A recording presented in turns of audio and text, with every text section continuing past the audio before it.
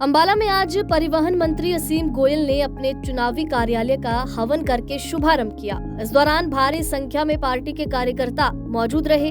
तो आपको बता दें कि असीम गोयल ने कांग्रेस की अंतर्कलह पर तंज कसा। इसके अलावा विनेश फोगाट को लेकर भी मंत्री असीम गोयल का एक बड़ा बयान सामने आया। इसके अलावा हिमाचल के आर्थिक संकट पर भी असीम गोयल ने बयान दिया है और कांग्रेस पर भी जमकर असीम गोयल ने प्रहार किया। चुनावी पारा इन दिनों चरम पर है और इसी बीच सभी पार्टियों के प्रत्याशी अपनी पूरी मेहनत के साथ पूरा दमखम सियासी रण में दिखा रहे हैं। अंबाला शहर विधानसभा से भाजपा के प्रत्याशी असीम गोयल ने कार्यकर्ताओं के साथ मिलकर हवन किया, फिर अपने चुनावी कार्यालय का शुभारंभ किया। इस दौरान असीम गोयल ने कहा कि आज हवन करके चुनावी कार्यालय का शुभारंभ किया गया है। कल वो अपना नामांकन दाखिल करेंगे। सीएम नायब सैनी इस दौरान मौजूद रहेंगे और मंत्री ने कहा कि जिस कदर जनता का साथ, जनता का प्यार उनको मिल रहा है, उससे ये साफ होता है कि इस बार भी प्रदेश में कमल का फूल खिलना तय है। इस विधानसभा के अंबाला शहर के विधानसभा के कार्यालय का हवन पूजन करके आज आरंभ किया है और कल हम अपना नॉमिनेशन जो है फाइल करेंगे सभी कार्यकर्ताओं के साथ। माननीय मुख्यमंत्री जी इस अवसर पर अपना प्यार, अपना आशीर्वाद देने के लिए उपस्थित रहेंगे और बड़ा उत्साह इस बार अंबाला शहर भारतीय जनता पार्टी के कार्यकर्ताओं में है। उनका लगातार जिस प्रकार से जनसंपर्क हो रहा है, लगातार जिस प्रकार से वो काम में लगे हैं, निश्चित रूप से तीसरी बार लगातार भारतीय जनता पार्टी के नाते इस बार अंबाला शहर विधानसभा से कमल का खिलना तय है।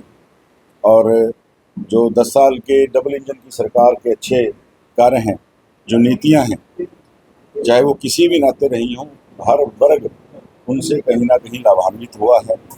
और अंबाला शहर की स्वाभिमानी जनता का जनार्दन का आशीर्वाद हमें भरपूर स्नेह, भरपूर आशीर्वाद हमें मिल रहा है।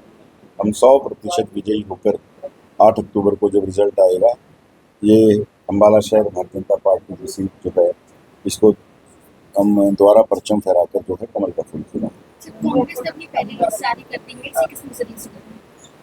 देखिए, हर पार्टी अपने तरीके से अपना आकलन करके लिस्ट को जारी करती है। मैं कोई कटाक्ष नहीं करना चाहता क्योंकि प्रत्येक पार्टी अपनी रणनीति के नाते काम करती है और प्रत्येक पार्टी रणनीति के नाते कैंडिडेट को उतारती है। उन्होंने लिस्ट जारी की है, जो भी कैंडिडेट हैं वो मैदान में आएंगे। लेकिन मैं इतनी बात जरूर कहूँगा कि भारतीय जनता पार्टी के कार्यकर्ताओं का, उनका जो विश्वास है, जनता का जो उनके प्रति विश्वास पैदा हुआ है उनकी नीतियों में, हम 100% जो है जीतकर भारतीय जनता पार्टी सरकार बना रही है। देखिए, जैसे मैंने कहा कि ऐसे तो कुछ हमारे कैंडिडेट भी डिक्लेयर होने बाकी हैं, कांग्रेस की भी लिस्टें बाकी हैं, लेकिन एक बात उनकी सूची में स्पष्ट रूप से समझ आती है कि अंतर्कलह जो कांग्रेस के अंदर है।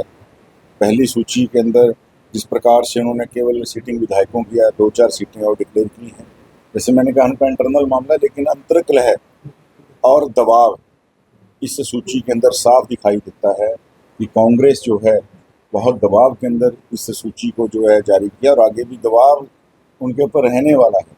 भारतीय जनता पार्टी ने एक बड़ी लिस्ट 67 जो उम्मीदवार हैं पहली लिस्ट के अंदर जो हैं अपने उन्होंने दिए हैं, सूची जारी की है। तो स्पष्ट रूप से आप देख सकते हैं कि कांग्रेस जो है एक मानसिक दबाव और तनाव के नाते इन सूचियों को जारी कहना है कि मेरे खिलाफ, पार्टी के खिलाफ मोदी के खिलाफ साजिश की थी कांग्रेस ने। देखिए, मेरा ये मानना है जिस प्रकार से आप एकदम से देश के लिए खेल कर आए हो और तुरंत एक एजेंडे से जुड़ जाना, एक हर चीज़ की गरिमा होती है। हमने भी प्लेयर्स को टिकट दिया, लेकिन एक अरसा बीत जाने के बाद जब वो सेटल हो गए तो पहले जाने से पहले भी किस प्रकार का घटनाक्रम हुआ, आने के बाद भी किस प्रकार का घटनाक्रम हुआ, तो कहीं ना कहीं ये दोनों घटनाक्रम इशारा करते हैं कि किसी न किसी जगह से या किसी न किसी तरीके से उनकी जो है आपसी तालमेल तो था। तो मुझे लगता है कि जो देश की गरिमा बढ़ाने वाले लोग हैं, निवेश जी एक सम्मानीय हमारी प्लेयर रही हैं, आज वो कांग्रेस में हैं। मैं उनको उनकी राजनीतिक जीवन के लिए भी शुभकामनाएं देता हूँ। मैं क्रिटिसाइज नहीं कर रहा, लेकिन इतना जरूर कर रहा हूँ कि तुरंत आप ओलंपिक खेल के आने के बाद इस प्रकार से एक जो संस्था है उसकी गरिमा को एकदम से पॉलिटिकल पार्टी के हाथों में, तो इस प्रकार थोड़ा सा लगता है कि कहीं ना कुछ तालमेल था। हिमाचल की आर्थिक स्थिति खराब है, उसको लेकर हिमाचल तो अब खटाखट प्रदेश है। ये खटाखट पार्टी जो है उनके द्वारा 3 सरकारें इस देश के अंदर चल रही हैं।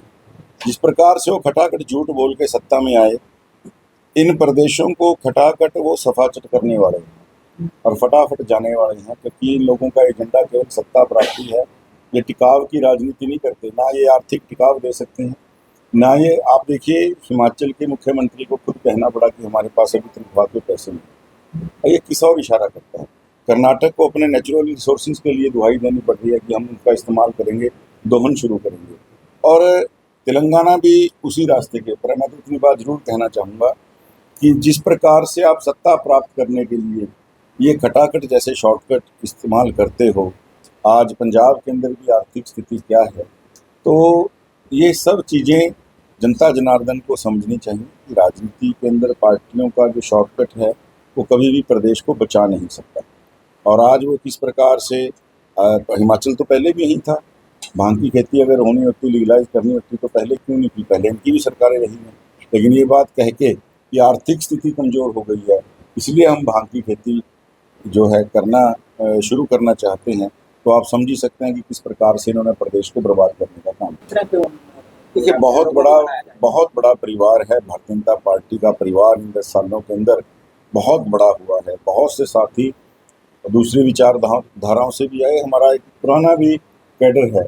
और मैं इतनी बात जरूर मानता हूँ कि भारतीय जनता पार्टी की रीति नीति के अंदर जो ढला हुआ कार्यकर्ता है वो कभी भी पार्टी की विचारधारा के खिलाफ नहीं जाता, और जो कुछ साथी जो गुस्सा है उस गुस्से को जो है उनको मना भी लिया जाएगा, दूर भी कर दिया जाएगा। अंततः आप देखिएगा, जैसे मैंने कहा, बड़ा परिवार के अंदर कुछ बातें उठ जरूर सकती हैं, लेकिन उनको जो है शांत भी कर दिया जाएगा।